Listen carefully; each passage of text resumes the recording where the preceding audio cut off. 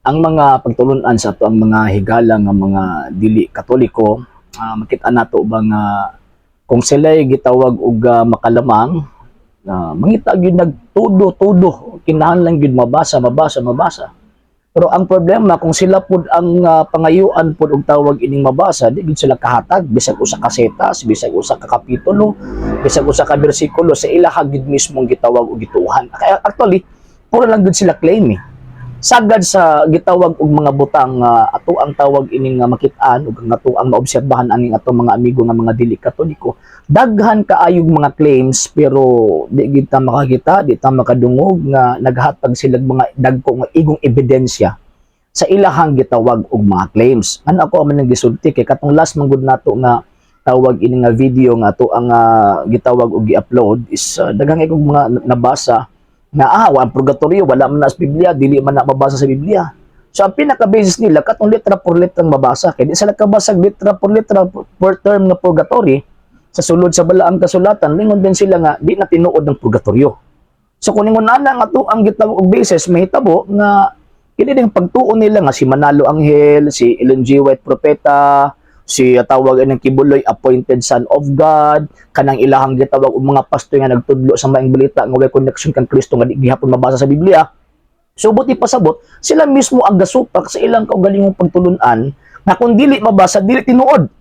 So kung kita ang mag-atubang nila, kung kita ang percent mangita nga letra por letra pag sila ang tawag anong percent ningon din sila ay dapat sabto nato ang gitawag og balaang kasulatan. Ngano di ay sila lang di ang dapat na ikatungod gatawag ining mosabot sa balaang kasulatan, kitang mga Katoliko wala. Unya okay lang kung taog nakasabot gid tinuod sila sa gitawag og balaang kasulatan. Ni ang problema puro pud buot-buot og tawag ining sabot ngano man tungod kay nauna man ang balaang kasulatan kaysa nila.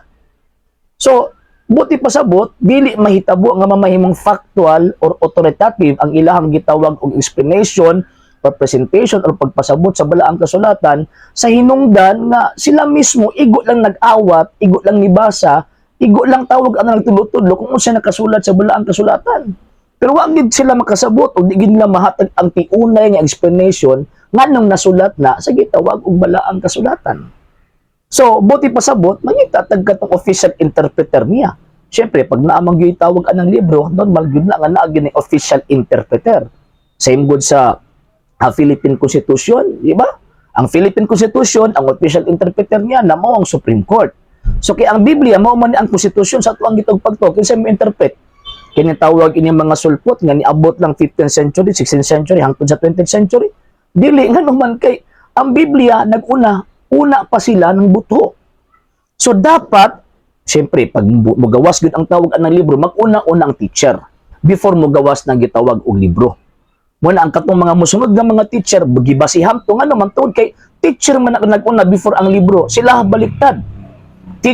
Libro naguna before pang gitawag og teacher ay wrong na.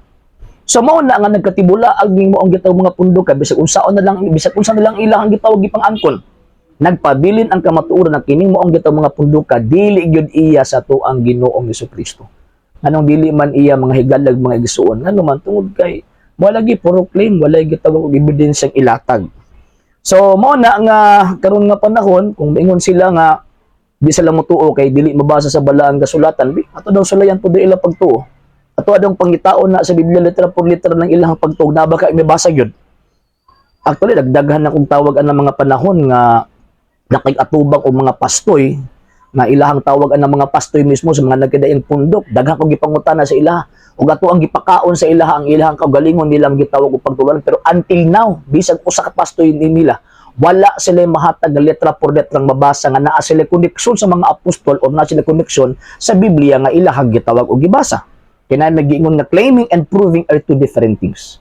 So buot pasabot kita mga Katoliko bisag pagkapilan nila na mingon sila di tinuod ng katong pagtulunan pero di sila makadinay nga ang simbahan Katolika mas una pa nila. Buti pasabot kay mas una pa man nila, buti pasabot kini mong simbahan Katolika nga nagpundo sa balaang kasulatan, siya ang mas labong nakasabot sa nakasulat sa balaang kasulatan. Ngano man kay kanang libruha nga word nga Biblia o kanang butang nga gitawag og Biblia ang tag-iya ni ana ang simbahan Katolika.